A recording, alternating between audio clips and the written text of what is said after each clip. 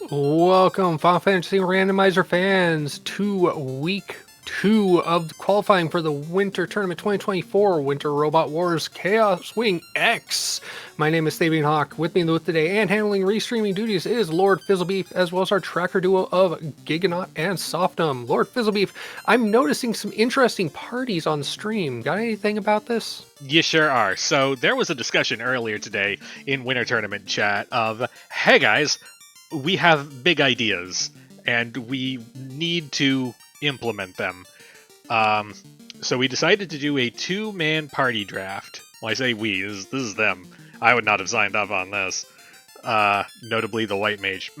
So, two-man party draft, and they rolled some dice, and they came up with a fighter and a White Mage, so they're going to be running fighter, white, none, and we have 4 crazy people looking to take on the challenge today of fighter, white, none in our Winter Tournament flag set. I'm very interested to see how they get on.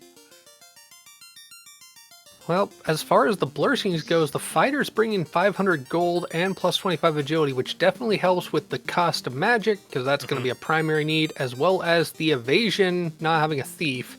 If they had the thief, that would have been 20 hit points plus 10 strength. Pretty nice to see. Black belts, we don't often see them in these flags, even though they could be good. Clean magic plus 20 strength. Red mage gets elemental plus magic, as well as 20 vitality. White mages, which we see on stream, is plus heal 2 and promo flame fighter armor, which is pretty helpful for survivability.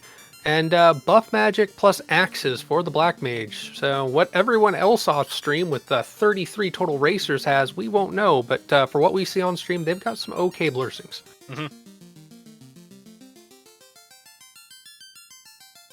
I think if any of our runners can crack the top 10, that's good enough for first in my book. Well, as long as they're within the 15 minutes after the first runner, they will be getting extra point value. So just finishing is worth it for seeding purposes, but you kind of want to be in there.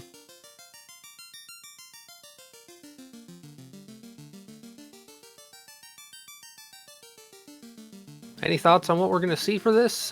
We've seen a few races so far that have been inner sea looping with the early canoe and that kind of thing. Hoping for that, or? As today's resident seed roller, I don't think we're going to see a lap around the inner sea. I think we're going to see acceleration straight into Earth, and then I think we're going to get catapulted from there straight into Mirage.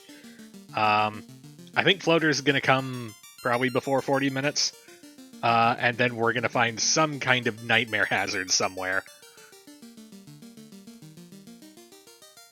Well, we've seen many of those. Some spooters with very powerful things, or Caribs, if we get to the river system, might have something chaotic.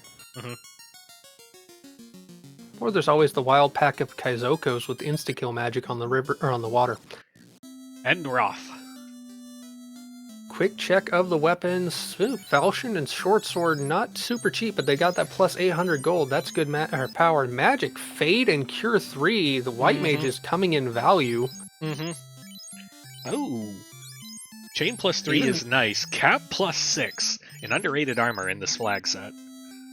Plus, I have to admit that Hammer plus 5, very cheap and usable by the White Mage if they really want to have to hit something. Very few things to check, very fast into tow for Oslaudo. Gonna go ahead and check the boxes before going after Garland, totally makes sense. Finds a ruby in top left chest, or diamond as it is, and a shard. Some of our runners happily utilizing the flag that changes the names of certain objects. In this case, Uhu. Those ghouls are pretty deadly. Yep. In this flag set, even the normal trash encounters they all roll up. I believe it's slightly even above clamped. So ghouls, they get a lot of hits and they got a lot of damage. Well, Fade is very effective against them, as it is for other things, but if your healer goes down, as Darkmoon's just found out, I'm fairly certain they're going to start mapping out the encounter table very quick here, because if they can avoid some overworld encounters or some dungeon encounters, it could be worth it.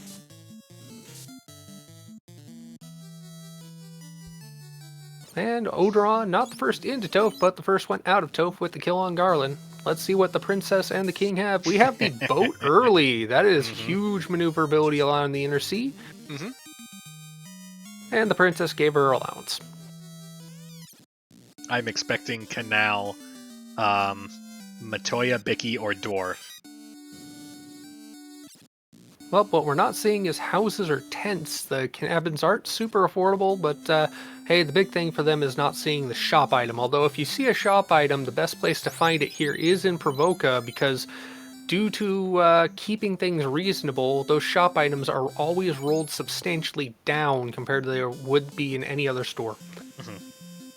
Force our runners not to have to grind right outside of Canaria if they needed money to progress.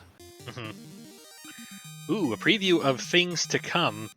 Grimps have thunder today, so buckle up if we do need that early earth. Thunder, thunder, thunder.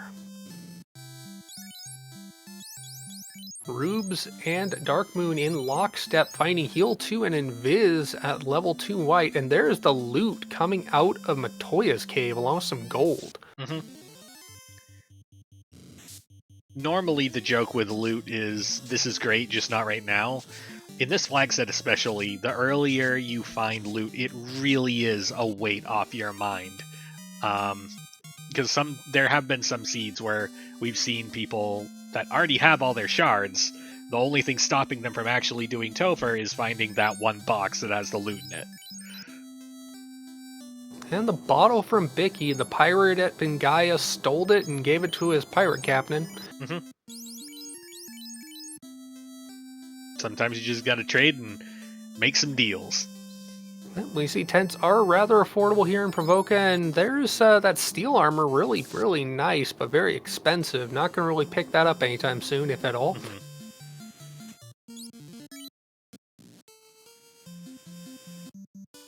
Still no sign of a shop item. Right now it looks like our runners are kind of going over each other's ground. Whoever is in the lead is going to be, I think, the first person who actually makes it over to the area near Dwarf Cave. Makes sense. You probably want to get those 2 free chests relatively quickly before you try and go towards anything like Marsh or Northwest Castle. Rube showing that Fade is effective against early game enemies. Gets that loot. Should note, anyone who hasn't seen this, we do have a certain quantity of unrunnables everywhere, overworld or otherwise. So these racers, not only do they not have the Thief for the high probability of first strike or the easier ability to run, they still have to encounter packs that they just can't run from outright. In vanilla Final Fantasy 1, 12% of the encounters are unrunnable. And this flag set has 16%, so a little more than the normal number of unrunnables. But to help compensate for that, only half the enemies have script, so it's a little bit more gentler in some places. Well, we've got our looks at level 3 and level 4 white magic, harm 3, as well as wall at level 3, and then level 4 you had fog 2 and ruse. Those are pretty nice thing to see. Ruse, same effect as the defense sword, and the ruse stick makes that white mage extra evasive. Elfland also really our wanted location. to survive. Elfland also the location for our silver +2 bracelet for that white mage at kind of affordable. It was only a little over $1,000. And 1227 for a +3 silver is definite value. Now, I looked away for a moment, but I can't help but notice that everybody is storming the gates of Marsh. Did anybody go to Dwarf? Nope, no one went to Dwarf. They're going straight to the place that you so happily skip. Uh-huh. Let's see if this works out, because they don't have any sort of teleportation magic that we've seen so far, because none of their characters came with it. Mm-hmm. They have to walk this out, and hey, an unrunnable pack of shades. Or shadow. It's fine.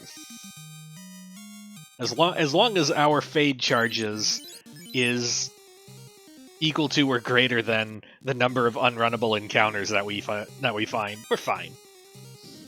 Lots of money coming out of Marsh Top. Might not want to reset out of that, even if they don't get any items of value, but of course, I didn't see anyone picking up a house, so what charges they use, they won't have potentially for going to Marsh Bottom. Mm-hmm.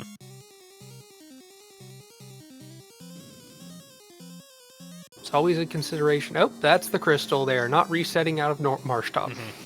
So we got the crystal. Worth noting that this flag set takes kind of a different approach to incentive items, where normally we have, all the NPCs incentivized, all the fetch items, etc. Blah, blah, blah, blah, blah. Ooh. I'll get to that in a second. Fetch items are only for good gear or the tail. So the crystal we know is going to turn into like the Excal or the Vorpal or a ribbon or an opal bracelet. And I said I would have not done Marsh, but there's a canoe in there, so shows what I know. That is access to the Inner Seas riverways, so that's Gaia, Volcano, not Gaia, Crescent Lake, Volcano, and Ice. And also, if they were to somehow find the floater, access to the skies. But we have plenty of chests to go from here. Although it's also entirely possible that there was nothing in Dwarfs, and that would have pushed me down to Marsh anyway. Fade Marsh, if possible, not always possible. Of course, one other fun thing about the incentive item locations, it is all loose, but there is a flag set which tries to keep them random, but more linear than not. So you're more likely to find necessary progression in your most logical next location. With this canoe this early, and there's a rod coming out of Marsh Bottom, you could assume if they don't get the canal, then there's something going to be in Ice or Volcano. Mm-hmm.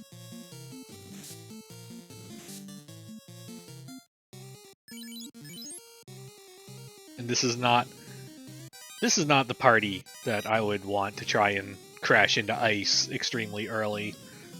It would be, I think, almost worthwhile to turn that crystal in ASAP just to see if we get one of the very good items that helps us right now.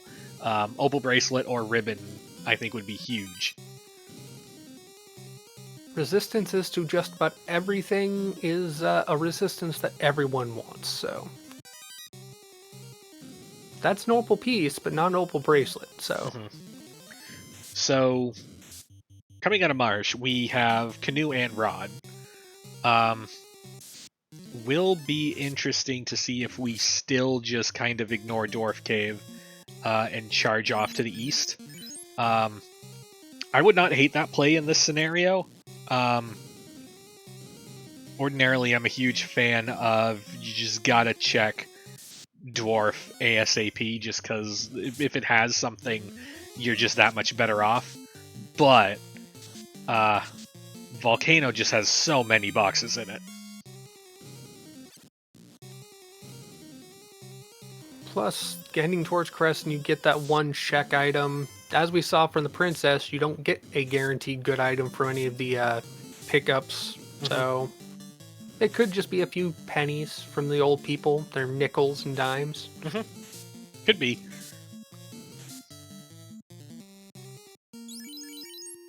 Saw Rube's having a poisoned fighter. I'm not sure if it was the wolves that did it for him, but he is out of Earth. I believe it was poison touch from the werewolves, I think.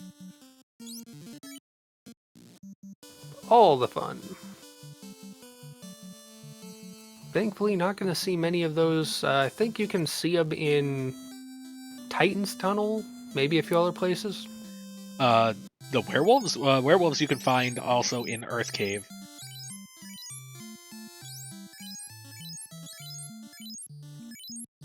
Yeah, Rube's making a stop back at Gaia, gonna go ahead and equip some armor upgrades, finding that Pro Ring +5, gonna get one, has the money for it. Both of his characters are now protected from insta-death. Yeah. Well, mostly. Basically. The more insta-kill resist gear you can get on a two-person party, the happier you are going to be. Looks like Rube's coming out of Elfland is going towards the east. He is taking to the rivers. It will be interesting to see if we have any divergence, whether or not Odoron thinks I have the canoe, I'll just go straight up to dwarves. Nope.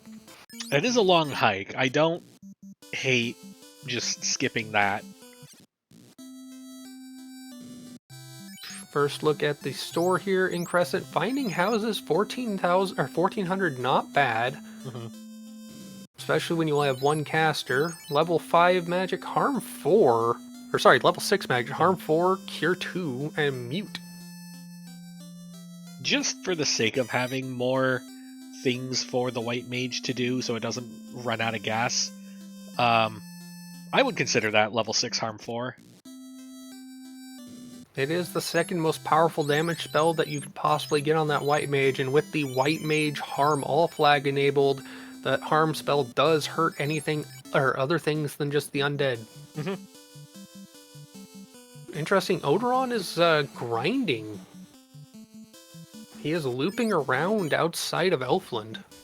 Interesting. I wonder if he's just shy of getting a second pro ring, because I know he had a lot of gold earlier. I think that's what we're doing. Yep.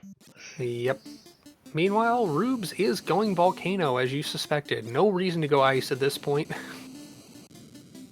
This is closer and has more chests. This also has more angry things.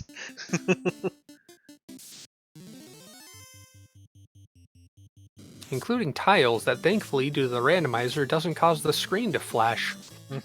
Thank you, health or life or improvements of life features. And it looks like we do have divergence. Odoron is going in to find a canal. That is access to the outer sea. Huge find. Oh, that's interesting. Also using the water dock, which saves him some time compared to Dark Moon, who is going to the normal dock. Odron now has a question. Do we commit to Volcano, or do we do Earth, where everything always is? This will be an interesting divergence, I think. And one of our trackers, Softnum, asking, did you see that war mech? I have to assume it's on Volcano too. Yep, there it is. Squiggle left. Yep. That is actually not a horrible place to find it, because it's a reasonably quick place to go back to if you want to get the experience and or the Masa is valuable to you. But I'm agreeing with Dark Moon here. You've got the Ruby, you've got the Rod, you go to Earth at this point, rather than trying to go to Volcano. And there is Exit, and Cure 4, and Heal 3. Jeez, that level 5 white magic is value, but you don't like seeing all of that all at once. The question in chat, what did Matoya give? I unfortunately missed it. Rue stick that rolled up, if I remember correctly. Gotcha. Okay.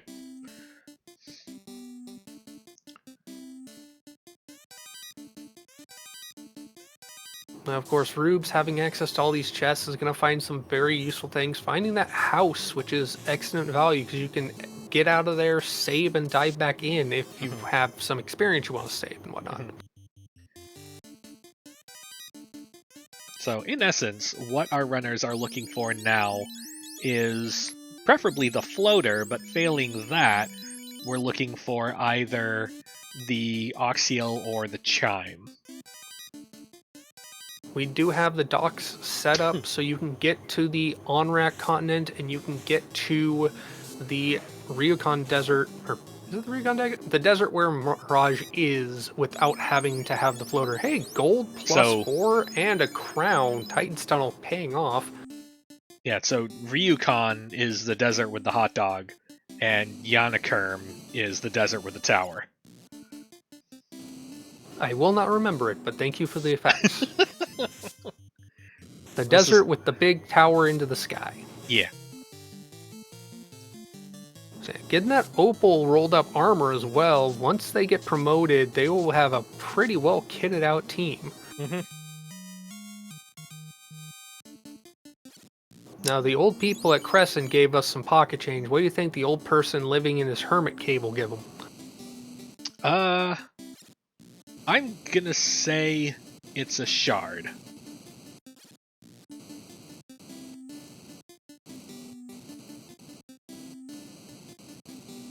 Ooh. Well, Yeah, it makes sense he'd have some drink to give. mm-hmm. So, meanwhile in Titans, we got a gold +4 bracelet, we got a crown, we got that huge opal armor. Again, because fetch items don't turn into any progression items, just really good gear. I would have left that on the table until after an Earth Dive, but knowing that Thundergrimps exists, I don't hate the idea of a ribbon check.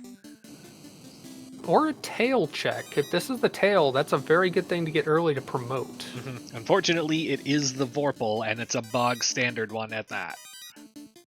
An extra sharp little knife, and hey, the katana rolled +2. Good for anyone not on stream. That'll look great in some vendor's shop. Ooh. Bane Stick is not bad. It gives... it would give our White Mage something to do that does not burn a spell slot. It could also give the fighter something to do if we end up going somewhere where we don't think its melee is gonna, like, do anything just yet. So far, Rube's having this run to the sea or to the riverway is making good progress down Volcano. That was a rolled up whiz stick. Pretty nice to see, just as well a tool. The wizard stick is very nice to find in Volcano, because then you can take on carry with it. And we got a key out of Volcano. Key very important. Do we definitely need it? I don't know if we need it right now, but it does give us more things to do in the Inner Sea. That is very true, and given the fact that Rubes has not been to Dwarves and is in a position to go back to all the different Inner Sea keylock checks, routing for him isn't that bad at this point. Yeah, everyone else is out of the Inner Sea already, but he's going to go to Dwarves one way or the other. Odoron, meanwhile, has docked at the upper river dock on the outer sea and is going towards Volcano himself. Rubes taking an additional Agama fight. Was this a whoopsie doodle, or was this intent? We're going to chalk that up to a momentary whoopsie doodle. Well, if he has the cast and the life to spend, it is experience, but he's going to get 2 more encounters with the Agama, plus a red dragon here, so... Be interesting to see if he thinks he's healthy enough to fight a carry, because worst case scenario, he could run this out. It's a very long run. Unfortunately, exits level 5, and Rubes has not left the Inner Sea yet. Going to actually take the Red Dragon fight.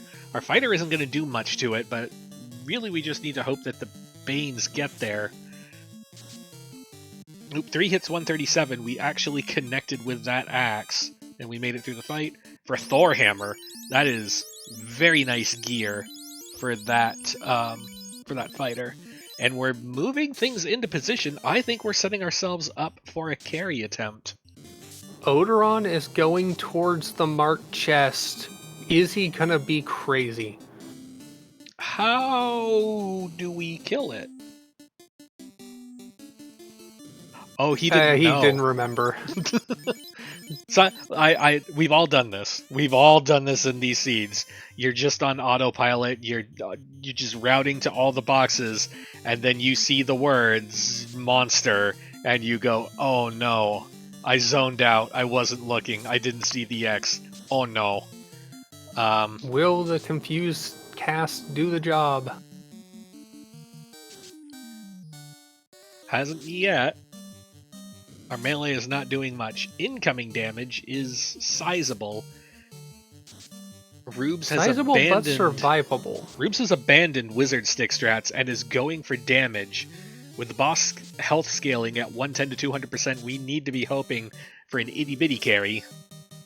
We're taking these hits pretty well. This will be, and we get there. Itty bitty carry confirmed. That is Rubes. 2 shards secure for Rubes, as well as everything minus a Masa out of that dive. Mm-hmm.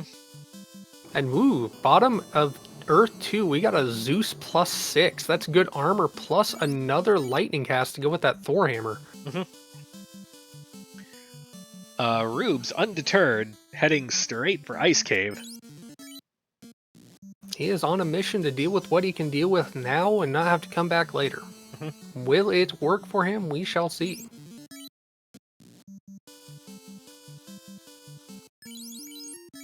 Meanwhile, his opponents, Oslotto and Darkmoon, are in Earth, on Earth 2, making their way back up from the bottom room.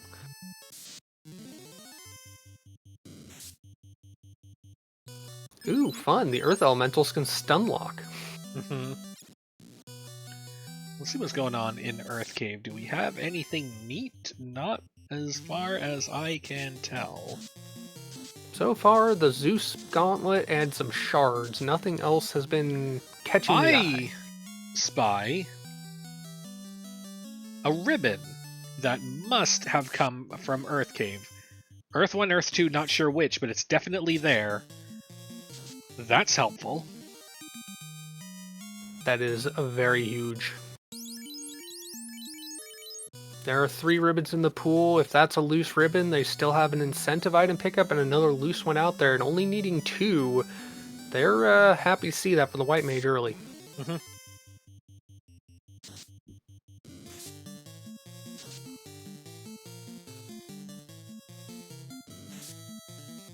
Darkmoon about to pick up TFC Earth. Mm-hmm. Get some money. There's something about this flag set that makes me just never want to skip any box ever. Hey, we found a dirt bridge. Well, they've already passed the bridge boss because they crossed over well, some of them parked on the rivers and then crossed over the canal. Mm-hmm. Thingy, that's appropriate. Yes, we'll go with that.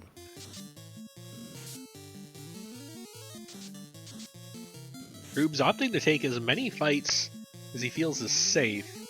White shirt +4. Excellent armor and the Invis cast for no cost. Invis 2 is very valuable.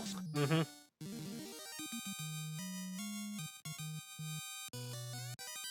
That more or less negates the need to find that opal bracelet for the White Mage. Meanwhile, black shirt for Rubes gives that fighter something to do. Not necessarily an Ice Cave.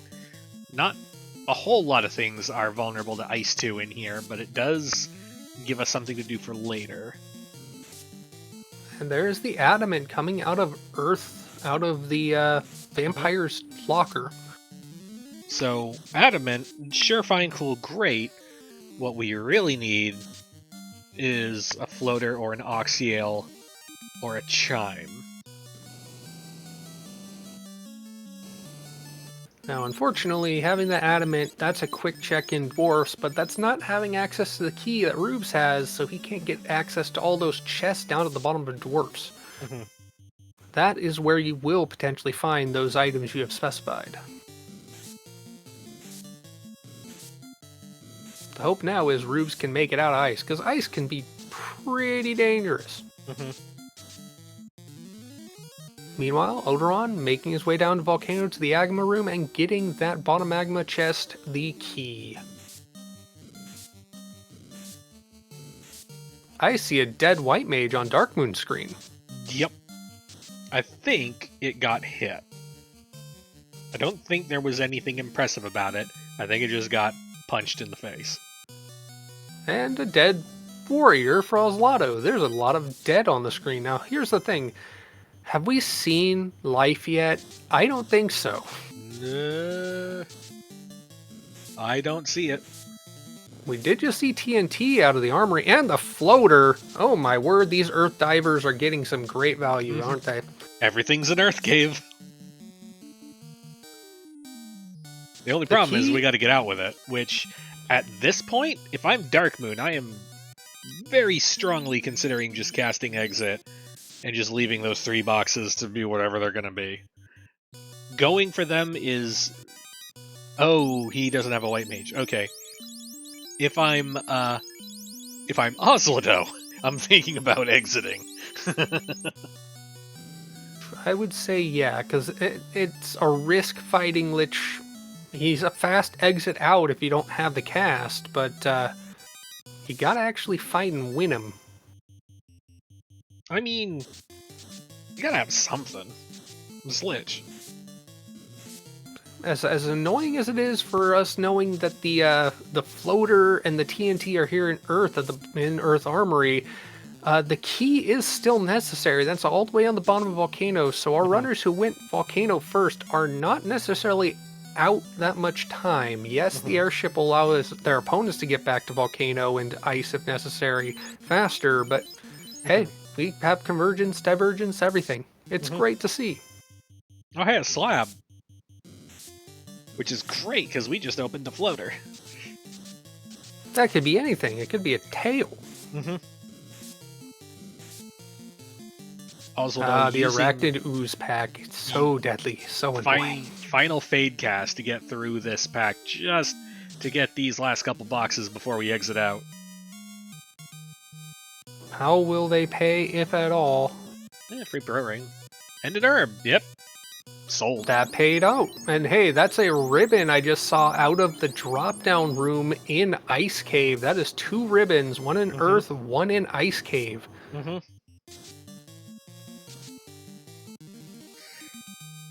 Alright, Dark Moon, you got a pile of stuff. Are we gonna try forward, or are we just gonna try backward? We're gonna try forward. Now, I think we can probably do it, depending on what this Lich has got going on. Worst case scenario, we can bully it with a Zeus Gauntlet, I think. Or maybe Alderon trying to ruse up just to be safe. Now, I did see the primary chest that Rubes got after fighting that eye, I believe was a flame sword that rolled up. That's actually a pretty good weapon to see. It is wieldable, unlike the Bane sword. Odron having much better luck with that Confused Stick versus Carry.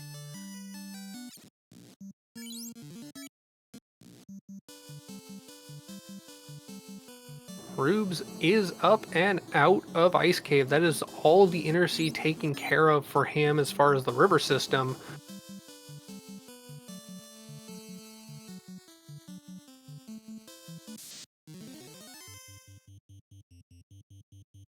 That is scary. 23 health, and that white mage is still alive for Oslaughto.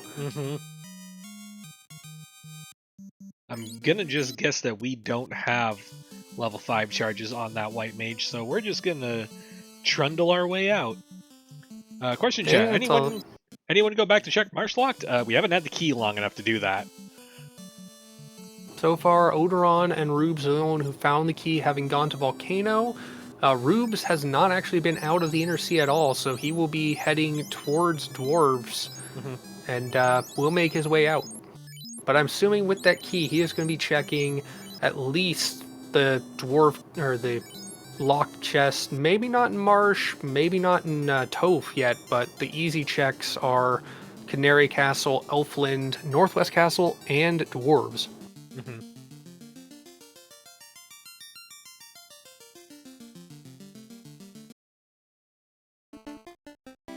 And Oslaughto made it out, it looks like. Did Oslaughto wipe, or did he actually make it out? Oslaughto, I am unsure. I believe wiped. Because both our things are live and is going back in. Dark Moon, meanwhile, went with the whole day in sleep strats on Lich, made it through. That is huge. I would say at this point, Dark Moon might just be ahead of everyone, having access to the floater coming out of here. He definitely has a significant advantage. It'll depend on how quickly we head over to Volcano. Must remember, there is not a hospital or inn at this city. He's gonna have to go, or there is, but there's no church, temple, whatever. Right, but we can turn in the slab while we're here. There is the cube. The key is required to get into Sky, although we still haven't seen the chime to get into Mirage.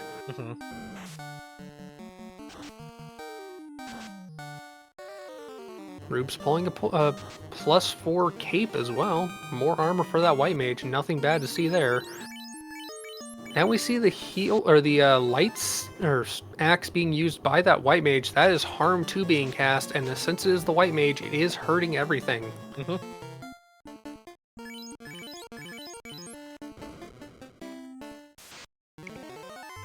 As Ozelotto continues to pick up extra stuff, we are seeing Canaria locked. Multiple shards out of the first room. Lots of 3 shards. Yeah, Excellent value.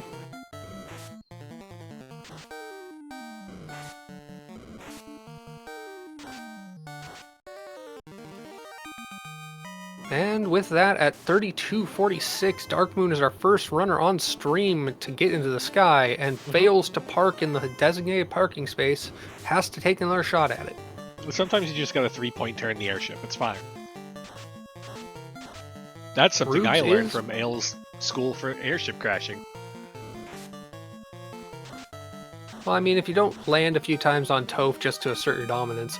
But Ruse, taking that northern dwarf dock, is going to walk up and check what is in Toph lock. We have a heal stick so far. It looks like Dark Moon is using the alternate naming scheme for the magic, seeing Dia instead of harm.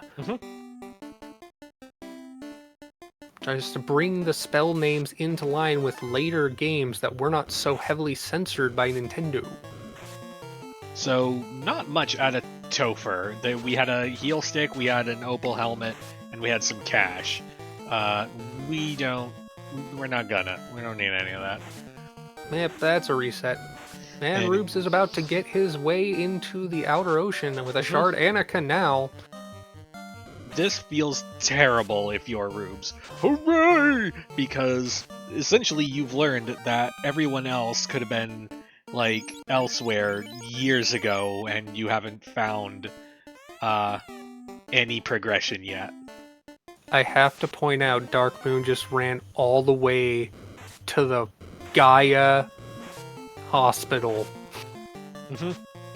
He was in Crescent, but decided not to do it there. He ran all the way around and gets the tail. Oxyale for dwarves and tail from the ferry.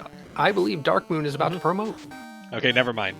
5 seconds ago, Rubes was feeling like a dum-dum because he picked up the canal and was just like, hooray! That's not what he was like. That's an autonomic response. He was essentially very sad because he figured everybody else had left the Inner Sea, and then he went into Dwarf Lock and he found the Oxyale, and now he feels really, really good about himself because he's like, oh, I can be the first into sea, and there's always things in sea. Always something to carbonate, and things around the thing you need to carbonate. 1 shard coming out of the 3 chests in Northwest Castle, worth having. We're going to check with the Opal +6, the Dwarven Prince coming in big. Post-promotion, or pre-promotion, that is pretty much the best armor he's going to get on that night, but he does have that Opal +6 already armor to put on there once he gets the tail. Which we know is coming out of, well, he's already been there, so he has the tail. Gaia. And Rube's electing to do Earth before Sea is going to get the good news about Floater at some point. Is also going to feel really good finding his second ribbon as soon as he makes it to Earth Cave. Dark Moon getting the Vorpal. as Alotto makes his way down to Earth 4, gonna find the TNT, and there's that crown for Roops. All the items that we've seen other people get are now being got by other people. And Excal +4, that is a huge beat stick to go with that knight. Swingable. Sure beats the Vorpal. And the ribbon +1, that is our incentive ribbon from the TNT turn-in. That works well for Darkmoon. He has not been to Ice to find that other loose. So this really does work for our runners on stream. If those that went to Earth first, get the ribbon off the first floor, then get the TNT, then they can get their second ribbon. Those that went to Volcano first get the key, then finally make their way to Earth. They get the first ribbon from Ice, they get the second ribbon from Earth. So really, ribbons for everybody. Yeah, Darkmoon getting the Root Stick after yet again trying to park the airship in non-parking zones. Gotta appreciate his determination to get it done. I mean, everything's a parking zone until you try it. Making up. I'm assuming he's not going to really check the Cardia Isles just now. He's really just here to get the tail and promote. I wouldn't mind, because especially Cardia Forest. Cardia Forest is a lot of boxes with no encounters, and it's just there. It's just good for shards.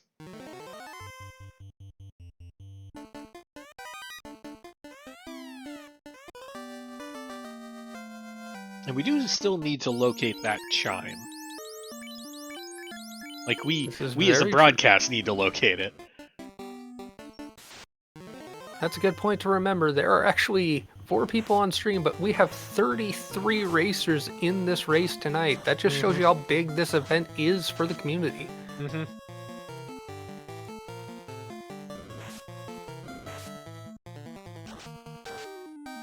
And Darkmoon taking the time to go ahead and equip all that absurd opal gear to his party. That fighter be dense. And there it is, the bottom left chest in Earth 1 was where that loose ribbon was. So TNT incentive, the top right in the drop-down room in Ice, and the bottom left room in Earth 1.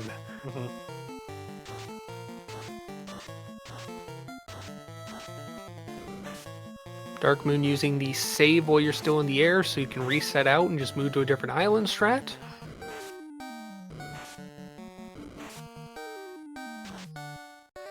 And continuing his consistency of landing elsewhere, coming back and landing again.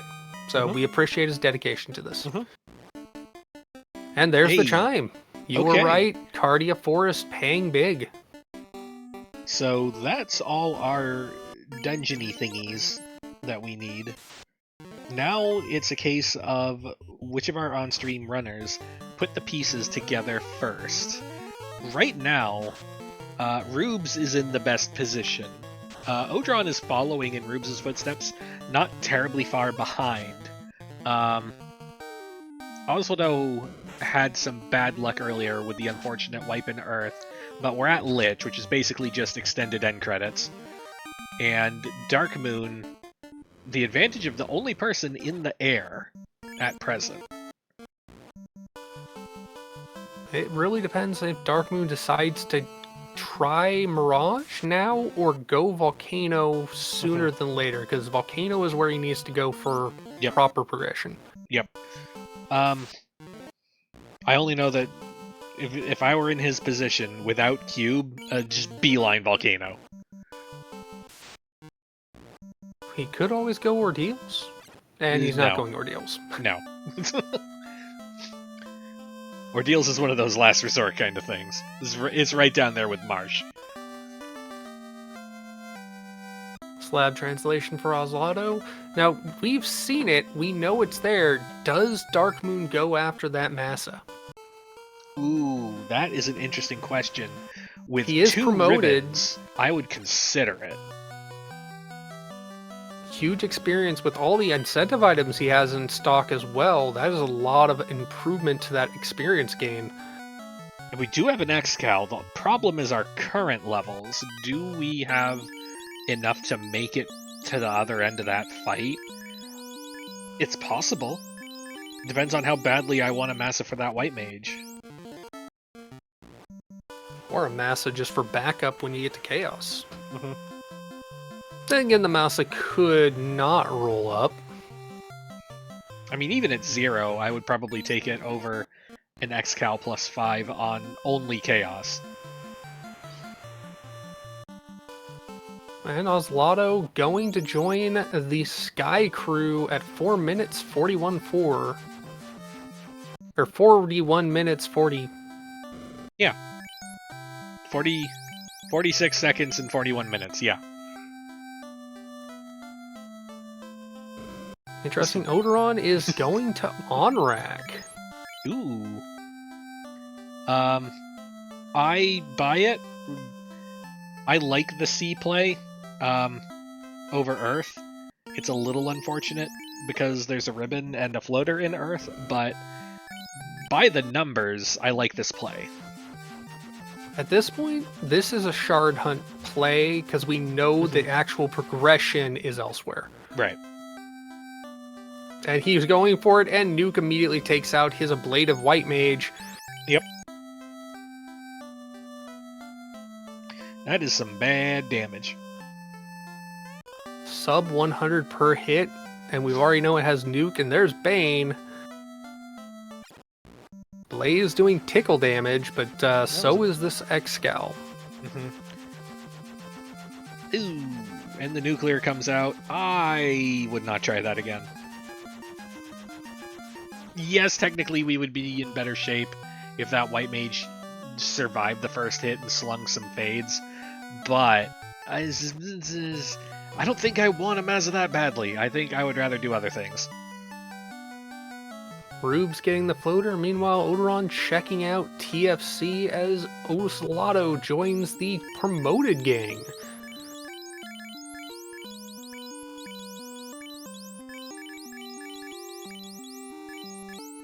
There is some good outstanding gear they can find, but at this point I'm fairly certain what's coming out of chests or what we've seen from other racers is pretty much the best stuff they can have.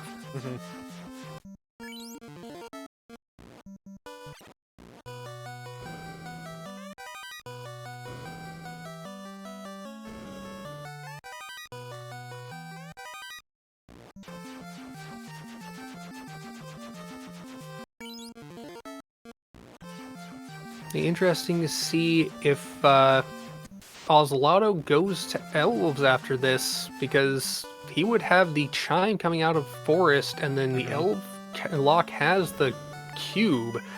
He could go Sky instead of going Sea. Question in chat, where's the key? Key was on Agama floor of Volcano. Bottom right chest of the Agama room, in fact.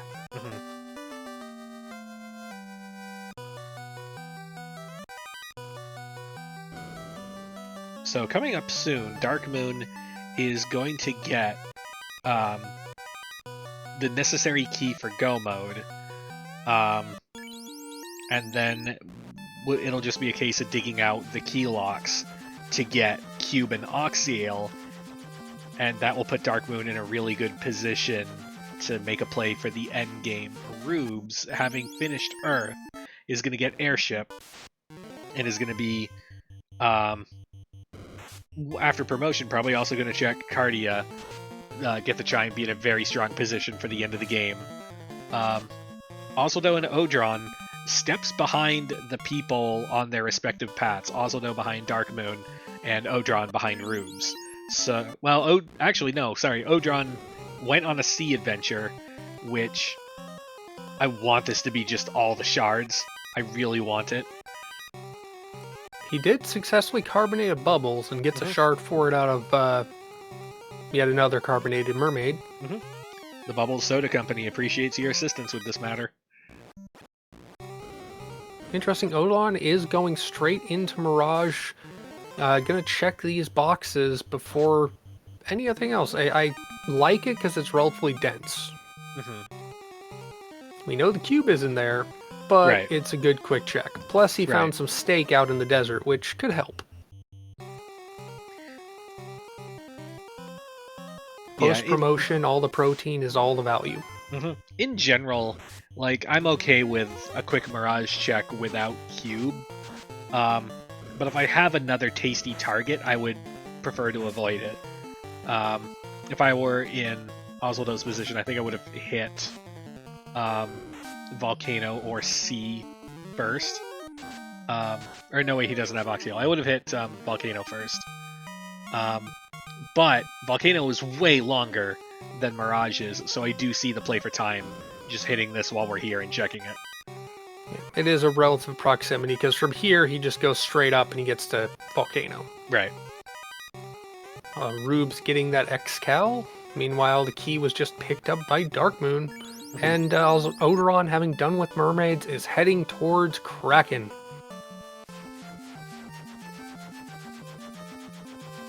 Did Rubes just exit out with the TNT turn in but not check? Oh, he's already checked that, didn't he? Correct, he already has 2 ribbons, so I don't need a third one. Oh, no, wait. Yeah. Yeah, he was there way earlier. That's right. And Oslaughter in Dwarfs, he's going to get his cube. Or Oslaughter in Elfland. Or Elfland, sorry. Yeah. If he remembers to check the locked, I didn't see if he did. Oh, he doesn't have the key. He has not been to Volcano yet. Oh, very true. See, this is why we have a pair of trackers helping us up. Thank you very much, Gigonaut and Sofnum. Yes, thank you for making us seem like we know what we're doing. Rube's getting into the air at 48 minutes, getting the bottle popped open while he's in the menu, just saving a few menuing actions.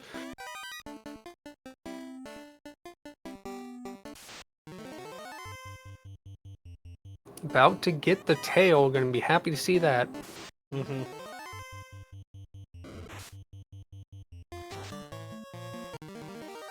As Darkmoon is our third racer on stream to go after Carry. Will he go with confused strats as well? With the X-Cal, I think we can get away with just power. We've had too many bad memories of our White Mage getting just eaten, so we're just going to do a ruse real quick, as that X-Cal just goes to work. That Carry can't have much health left. One more swing, 480, yep, goodbye Carry. Fastest fight of the seed so far. Carry down as Odoron is go mode for Sky with the Chime and Cube in hand. Also having the Oxtail, he has full access to everywhere. He is our first runner on stream to be in straight up go mode, minus the shards.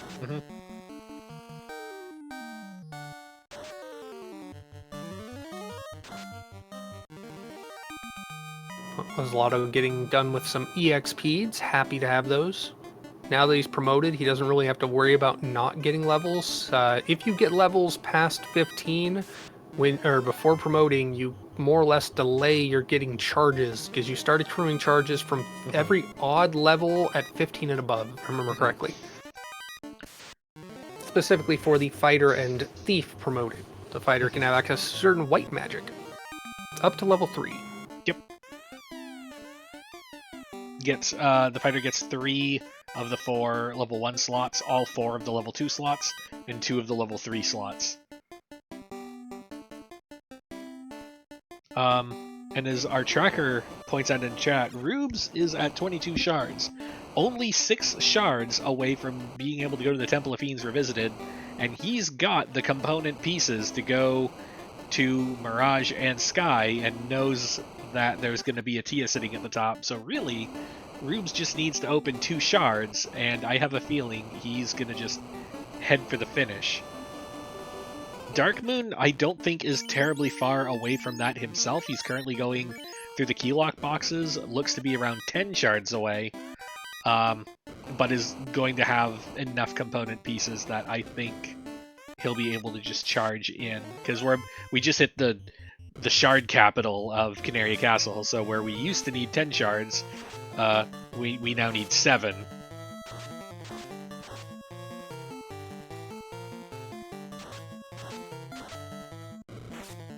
Am I the only one hearing some extra music?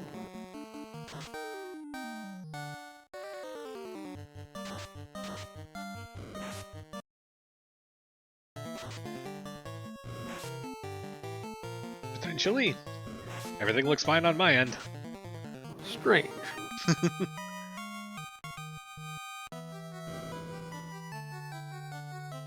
Well, whatever the case is, we are heading towards the cube locked to get Rubes into Sky as Odoron has made his way down to Kraken's floor. Mm-hmm. Gonna see one 4-shard Fiend fight before the other for sure at this point, but Odoron really wants those shards and get out of here with what he's got. Mm-hmm. This is a scary proposition right now. If we can get evasion up on that fighter, we might be in the clear. But it's difficult. Because we're looking at a Kraken 1 that's going to have somewhere between around 880 health and 1600 health. And that's a lot to just wail on with whatever you even swinging at this point. Did we find an ice sword? If he's got it equipped, there was one. Yeah, we got an ice sword. It's the ice sword. Well, Zlotto picking up the key and being like, I'm in go mode. There's some shards coming out of the right side of Sky 1. Mm-hmm. I actually kind of like this. He's ignoring Sky left unless he already went there before. There's another shard. He's one more shard away from just killing a Fiend to get done. Sky 3 is most definitely the most chest dense of the floors in Sky itself, other than Sky 2. Or Sky 1, I should say. Mm-hmm. Defense on and Roost Stick for Odoron, both rusing up. And going with Wall, interesting, he must not have the second ribbon? Interesting. Oh, that's right, because he didn't go to Earth. Because the other two are in Earth. There's the one on the first floor, and there's the one from the TNT on the fourth floor. Okay, that makes sense. But we do it. Yep, that is the kill. That is 4 shards for Odoron, and he is going, it looks like, going to the waterfall. Mm-hmm. Meanwhile, Odoron, or Rubes, has made his way onto the Sky Maze. Mm-hmm. As Zlotto has cleaned up carry yet again. Second runner to get their post promotion, definitely doing a lot more damage. Mm-hmm.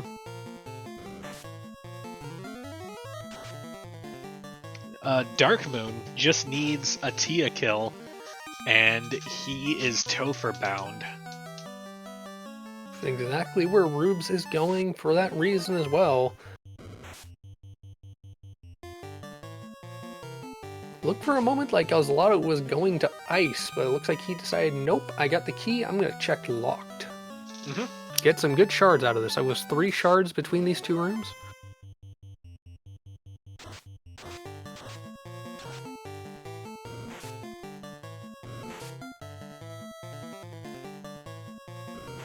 So far, no access to, or no encounters with the Warmech, except for that forced encounter that did not go well for Dark Moon. There is a loose walking Warmech on the Sky Maze, but we did not see it. Mm-hmm. I would be very scared to take that fight in a 2-man with no black magic. Very true. Getting some nachos, extra deliciousness.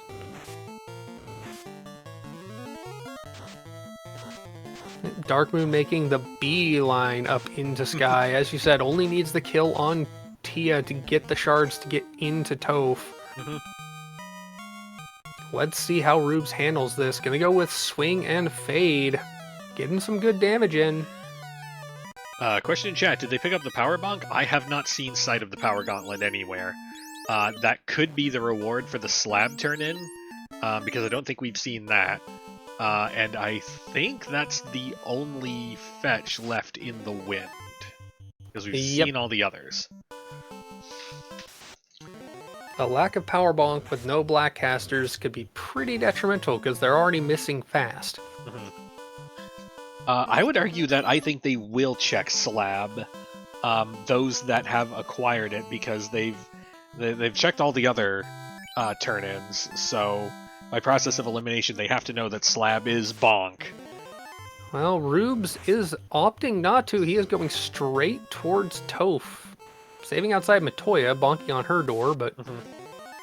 Or has he actually checked with Matoya? He might No. be thinking this could be it. Yeah, That is the ruse stick. Yeah. Like, we'll take it. Like, we ain't gonna say no to it. But I have a feeling that's not what he wanted.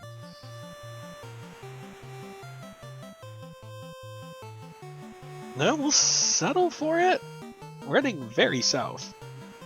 He might be going to Elflin to turn in the herb if he hasn't already done so, or he might be looking for magic. Herb turn-in, you called it.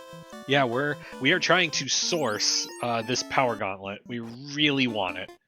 Like, we really want it.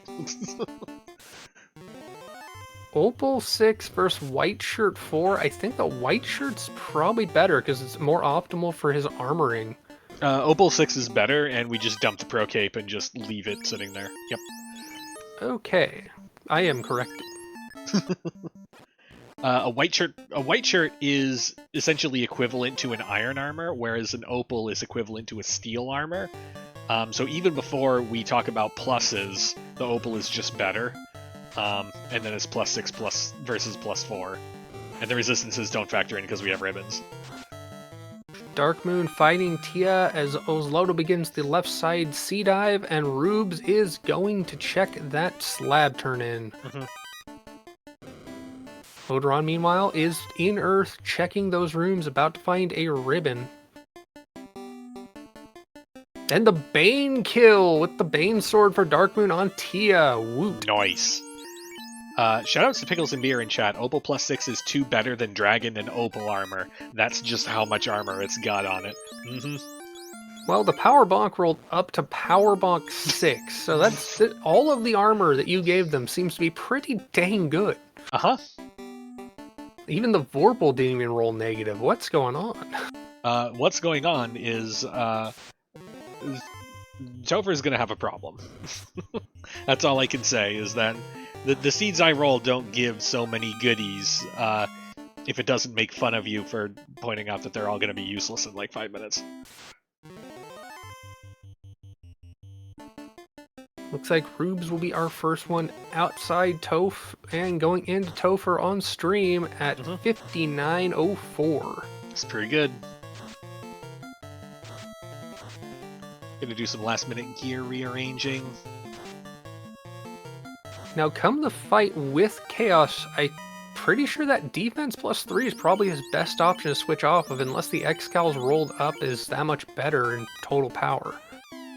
Oh, I used to know this. I believe at +5, the Excal might still be better. It'll be similar. I actually agree with... Oh, go ahead.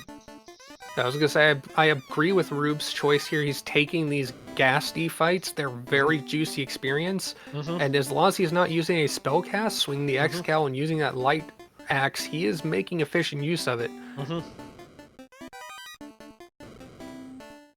Sorry for interrupting you there on the math. Ozloto currently on Kraken's floor as Dark Moon makes his way back out from the Lefanians with that power bonk.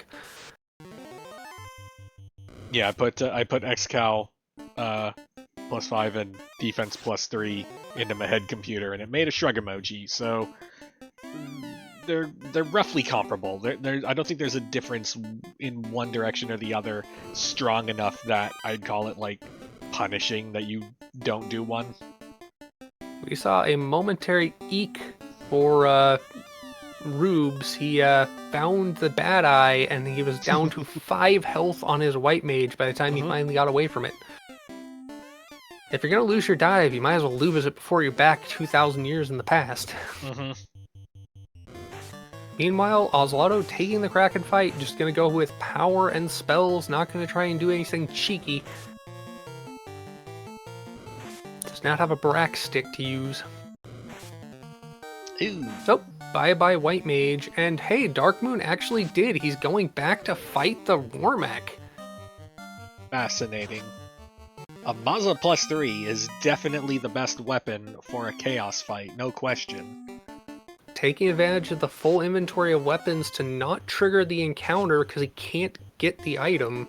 That way he can see it. Another advantage of the randomizer. See, the randomizer has a lot of things that improve the quality of life of the game, like Speedboat. Mm-hmm. For anyone who hasn't done it,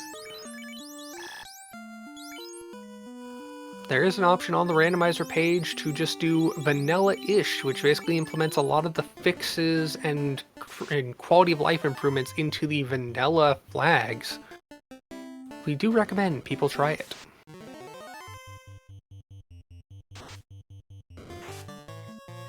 Oslodo now parking at Topher.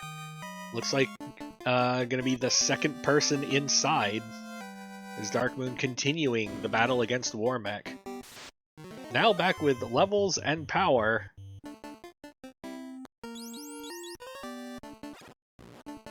This Warmech is very big though.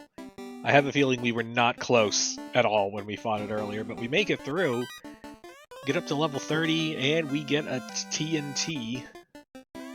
Huge value, but he now has to parlay that into catching up with Rubes, who is already past Lich 2, didn't even notice he was there, or Aslado, who is now making his way down towards the slab.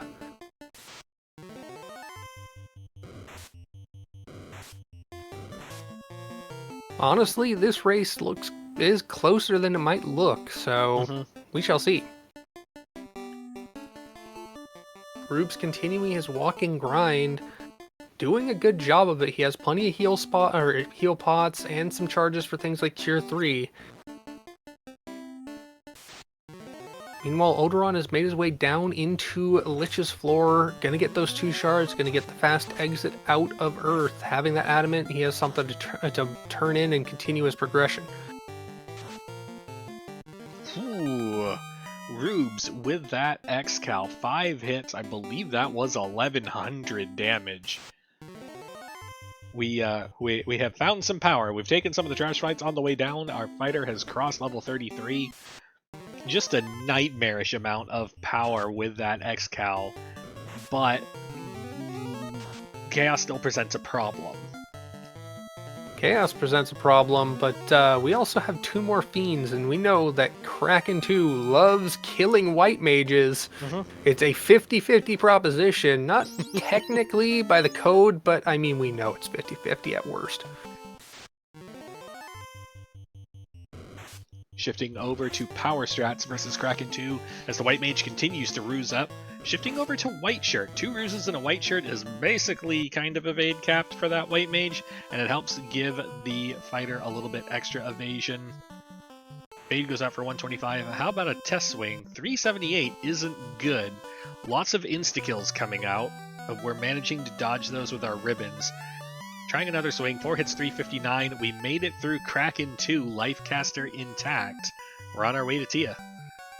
That's 700 plus health on that warrior with all the armor he's got. He's got a good amount of survivability. But will Tia 2 be happy? Cure 4 immediately. We're good with this. And settle down, Tia. You gotta wait for us to damage you first. Now the question is, how fast can Tia get through her script to get back to that, versus how fast can this Biff get buff?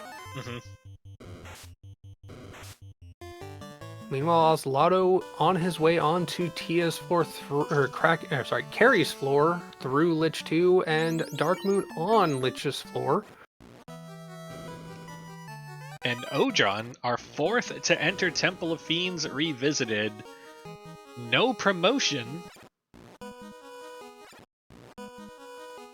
He got that Excal, but didn't want to search it up. No, what do we have for a weapon? We'll circle back to that, as I want to take a moment to focus on Rubes, who is about to be our first on stream to Chaos. He's doing a little bit of compare and contrast. We're gonna go with the Vorpal. I don't hate it in the abstract because we do have a bonk, and the Vorpal does get the most benefit out of Power Gauntlet than any of his other weapons. So we're starting from a lower point, but we'll eventually get much better. We put the White Mage up in the sacrificial position, but it doesn't take much damage because Dad Opal 6 Bracelet though. White shirt going off, Power Gauntlet going off. This is a very melee-focused Chaos, which is definitely what Rubes wants. We don't have any spells or nothing to worry about just yet. We are continuing to power this Vorpal. We need to just keep the power flowing. More evasion, more power. We need more. Chaos isn't hitting anything. Chaos is still trying to just flail helplessly, not making any headway at all against this White Mage, this White Shirt Totem we've got sticking in the first slot. Test Swing, 3 hits, 466. An acceptable amount. I think we're going to commit to it. Fade for 202. That's 600 damage in a round. This is not bad. This is not bad. Let's see if we can get a little bit more. 4 hits, 862. That's better. Chaos still not knowing how to do anything but swing helplessly. 700 going out, one more, 5 hits, 1,137. That's a GG for Rubes, who finishes with official race time GG time of 1 hour, 7 minutes, and 25 seconds. That is good for 11th place. Speaking of our overall winner at 53.59 off stream was Edgeworth. Following up second was Woobear 56.51. Solorio Rex with 59.11. Herbie B with just over an hour, got an hour 21 seconds. Just behind him at 32 seconds is Pickles and Beer. Krellin finishing 103.17. Not Young Me at 104.19. Jay Scheidel finishing at 104.55. Wildham at 106.55. And Caleb at 107.17. This is very tight. Remember that 15-minute to the first runners where you really get your points. Mm-hmm. So that's a lot of really tight finishers. And we are joined in the booth by Rubes. GG's.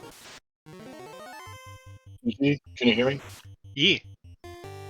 E, how's it going, guys? It's going good. How's it going for you? Not bad, thanks. It was fun. So, I got a question. When you finally made it over to Dwarf, and then saw Canal, and then Oxiale, did you feel good about skipping Dwarf, or did you think it was still kind of a whoopsie?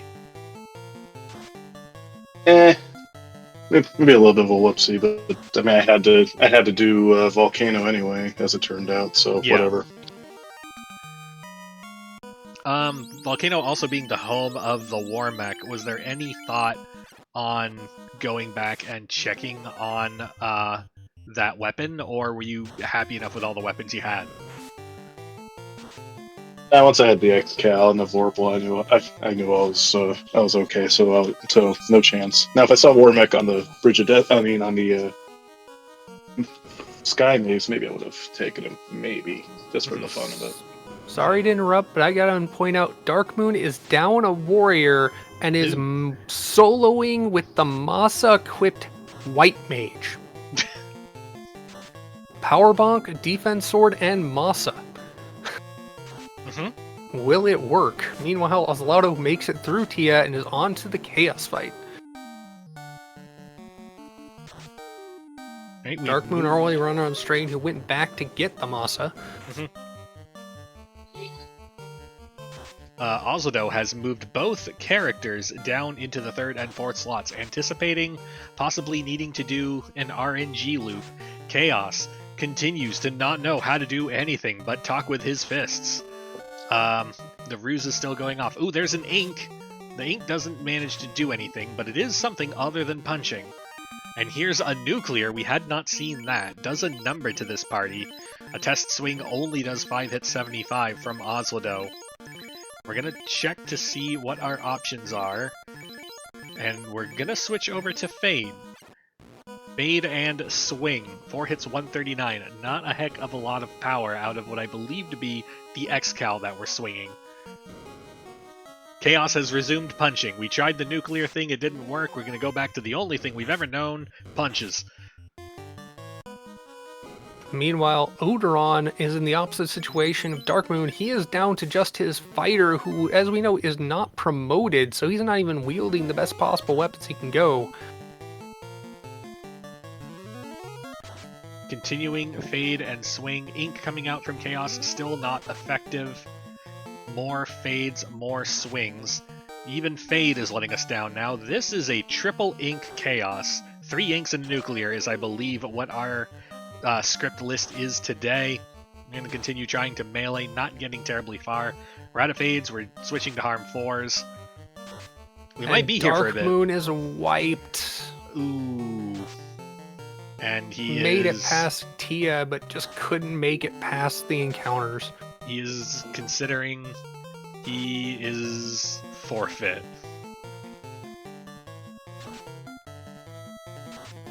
Oh. Can you hear me? Yeah, welcome. He has joined us.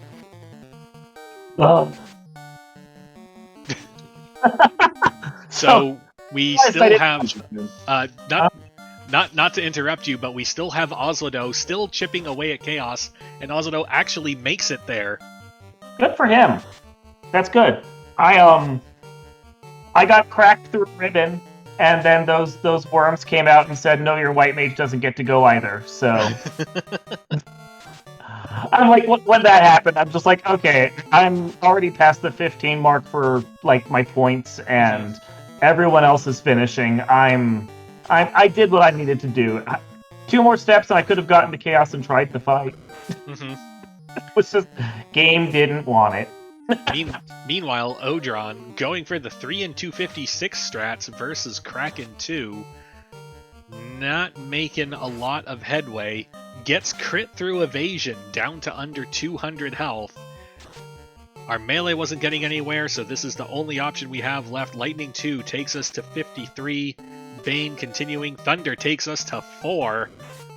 1 more Bane sword ineffective. 1 more Bane sword ineffective. Melee comes in, nothing. Bane swords desperate to cling to life. Just hoping against hope that RNG will get us there. Kraken has gone for melee only, but a Lightning 2 for 19 damage takes out Odron.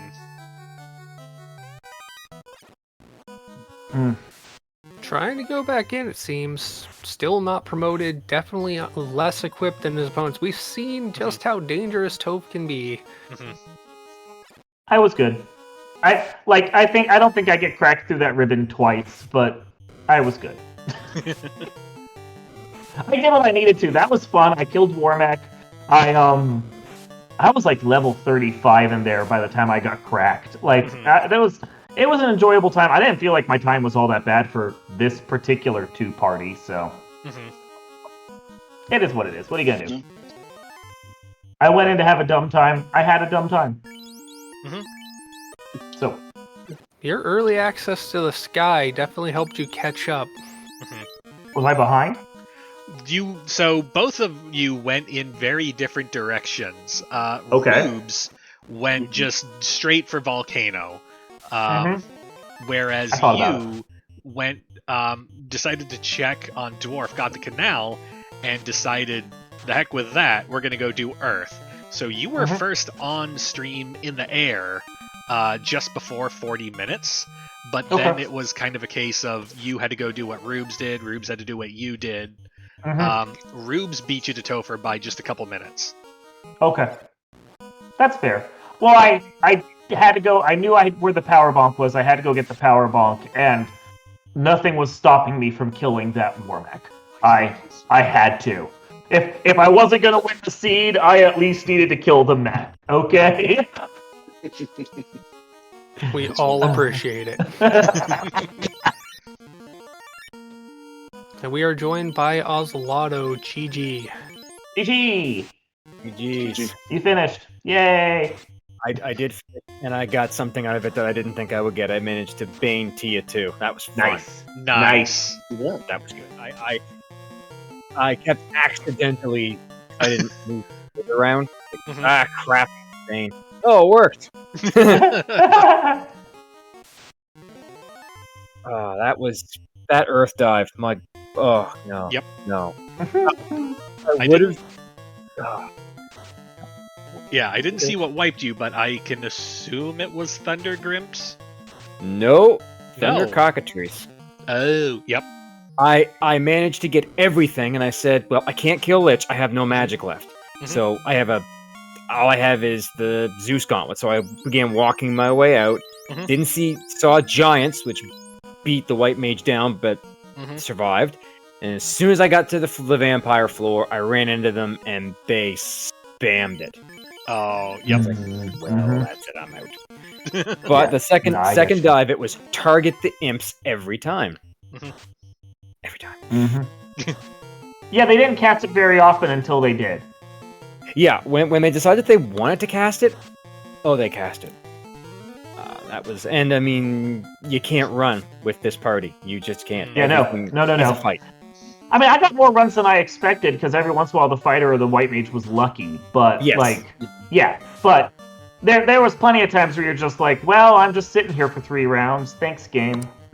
Yeah, and Speaking of not being able to run or do things, unfortunately, Odron is having a heck of a time versus this carry too. Lost the White Mage to a huge crit swing. We're trying melee, but the incoming melee doesn't quite survive, and I think we're gonna call that a forfeit. Yeah, I get that. He was struggling with that. I'm guessing he didn't find the defense sword? He did, but he didn't end up going and getting the tail, so he didn't promote. Mhm. But well, did he also find the ruse? Because Yes. oh, okay. crap, So I just had the real defense bad sword. luck on the crits when he's trying to get buffed up. Okay. And we're And joined in hey, by Odron. Hi. Hey, GG. our run sucked. Yeah. It wasn't all bad. Just partially bad. The game just didn't want us to finish. We took the hint. Well, I mean, I saw you hit the thunder worms, and it's like, Yep, that's not good. That was enjoyable. Not at But all. I did see No. you had a Maza. That was interesting. I saw it in Volcano. It's like, well, that's in the hairpin chest. I hate Yep. that chest. I'm gonna avoid that Yeah. chest. Yeah, no, I get it. I tried twice. I did it when I was first in Volcano, and I was like high teens, and Warmack had a nuclear followed by something followed by a nuclear. So that wasn't happening. Ooh. Yeah, no, that was gross. But then I went back a second time, and that was when I had like ruse and defense on both of my characters, and I had the power bonk, and I had like 8 more levels. And I went in there just more. I didn't really care about the Mazda as much. I just wanted the extra levels from 42,000 Warmech. And then I got stuck with just the White Mage for the last half of Topher, and White Samurai strat seemed like the thing to do until Thunder Worms ambushed and killed me. What did Tia 2 have? Not a lot. Other than I think Cure 4. I know Cure that 4, they a opened lot the of Cure. low level. She had a lot of low level spells and a lot of instant death that in slot 3 didn't land. And then she punched, but she didn't punch for a lot. And then after a couple of defense swords, it didn't matter. Yeah, I was just Yeah. curious as to what that had. I mean, I probably should have equipped the defense sword going into the chaos fight. Probably should have done that. Didn't. Oh well. Yeah, she had Cure 4, Lit 2, Ice 3, Lit 2, Stomp, Rub, Fire 3, and Stun at a 50% cast rate. Which, with a ribbon, is not really a big deal. Well, I had 2 of them, so it was just irrelevant. I had 2 Exactly, ribbons, yeah. 2 pro rings. Nah, ain't nothing getting. I mean, there's a chance because I It did banged happen to Tia me. 2. And I got cracked through a ribbon, so, that happens. Which fiend had that? Kraken, which Yeah. is appropriate. Kraken, It is, Kraken. Makes Yeah, sense. yeah. Oh, I. He's like, I can't hit you, so I'm just gonna cheat.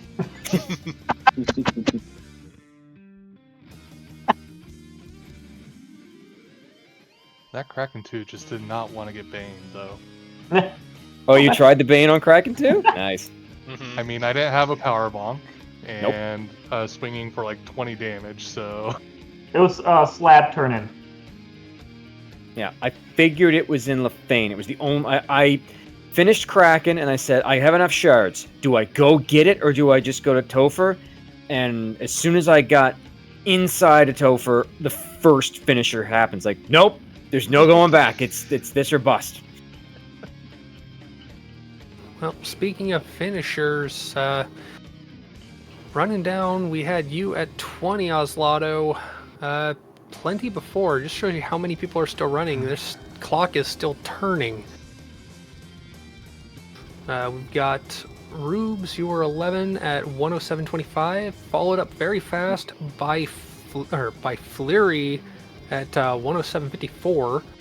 Phoenix 29, 108.56. Ale at 58, 2 seconds behind. Good job, Ale Markin. Kumo 109.29. Dusk Plume 111.09. Danny just behind at 25 seconds. Only 16 seconds there. That's how tight this is. And we even have a tie at 18th at 112.27 for F. Coughlin and Budge Mono. Which is fine, because with the way they were doing scoring, ties are ties. It doesn't matter. Yeah. Mm-hmm. I wasn't far behind them, though. I'm kind of happy about that. Despite you our were only stupid party. 9 seconds. Doing this. I was happy to get a sub 15 score, considering that's party. I think everyone who ran this party can all agree Fade level 1 was the greatest thing we had seen ever. Yeah, no, that was great. It was like, okay, Fade level 1, Cure 3, let's rock this. I mean, And Harm everyone 3 who was a didn't decent had spot, Nuke Harm 4 was a decent and spot. It was Temper. great. Yeah. Where was Temper? Was Temper level 1? Of course it was. Yeah, level 1, and then Fast was level 2. Of course. This was and this would have been a perfectly fine seed, and I would have been very happy with it. Like playing it normally, because like didn't even have to do a loot hunt, which is usually what kills me. What were the other Blursings, though? Because I think, like the rest of us, we didn't look. We just grabbed the fighter and the white mage and said, here, we're off to the races. The Thief had plus 20 health, plus 10 strength. The Black Belt had Clean Magic and plus 20 strength. Red Mage had Elemental Magic plus and plus 20 Vitality. And the Black Mage had Buff Magic and Axe Equip. I knew we had the axe, because I kept picking up light axes and it kept saying Okay. Black Mage. Black So Mage basically- would've been nice. Nothing. There was nothing great there. I mean, running a Thief Black Mage would have been a lot faster. I would have Oh, enjoyed that one. Yeah. You can't run. I had a pack of 6 bad men as soon as I got into like the real area of Topher. And it's like, well, this is gonna take a while. If you had the Thief, you would have been able to use the Katana plus 2 that came out of Volcano. I did grab that. And I was like, meh, that's useless. Throw it on the ground.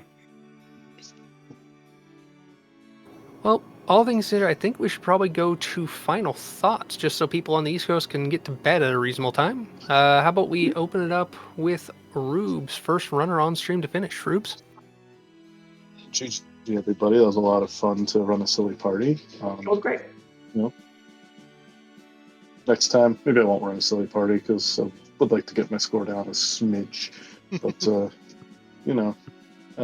hope everybody enjoyed the show, and sorry that Topher wasn't cooperative for some of us.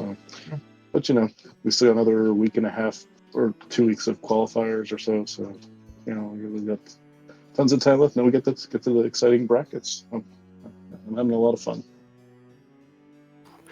And Oslato. This was probably the most interesting party I've run in a very long time, and definitely a worthy challenge. I didn't think I would even finish. I figured I'd get to Topher and it was going to be a disaster, because Earth was a disaster. But overall, that was probably one of the more fun and challenging seeds, and I'm hoping it changed people's minds on the white mage. Because the white mage did a lot in this seed, and that's important. Well, let's go Dark Moon, because you mentioned white mages. It didn't in any way, shape, or form change my opinion on white mages in the slightest. Nope, didn't think so. Nope. I will still continue to ignore them for the most part unless they have a good blessing. But no, it's fun. Fade made this one easy enough to get through start to finish.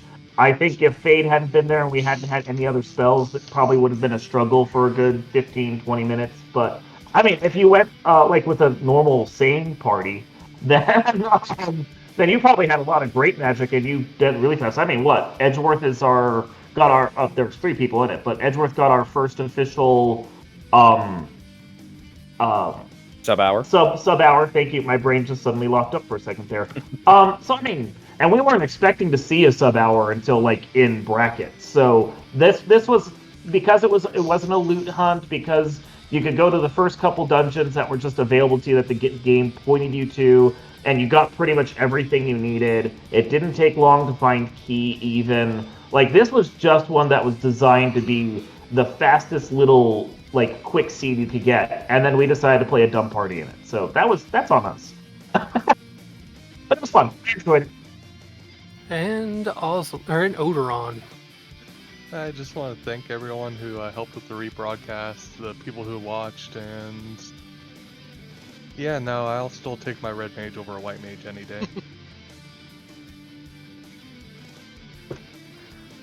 With that, Lord Philibes, would you like to read us out? I would like to give a huge shout out to the unsung heroes of the run, Softnum and Giganaut, for helping with the tracking and helping with the notes and helping us try to have some semblance of an idea of what we're talking about. I want to give a huge shout out to my co-coms, Thavian Hawk. Was wonderful doing comms with you. And if you'd like to... I'm very tired. Dark Moon, do the thing. If you like what you saw and you'd like to see more, go to FinalFantasyRandomizer.com. There you can find links to the Discord and the development Discord, as well as the randomizer itself, resources on our wiki to learn how to play the game, and everything you need to get into Final Fantasy Randomizer. For the next couple weeks, we're going to have qualifiers going on right now, and then, of course, the winter tournament's going to be going on for the next couple months after that, followed by the Duckling Boot Camp and Duck Derby along with that. So if you're new to Final Fantasy Randomizer, you want to learn, you want to go through the program, come for the Duckling Boot Camp, stay for the Duckling Derby. That is how you learn and how you show off your little flippin' skills as one of our new players, our Ducklings. For everybody at the Final Fantasy Randomizer community, thank you all for watching, and we will see you all next time. Have a good night, everyone.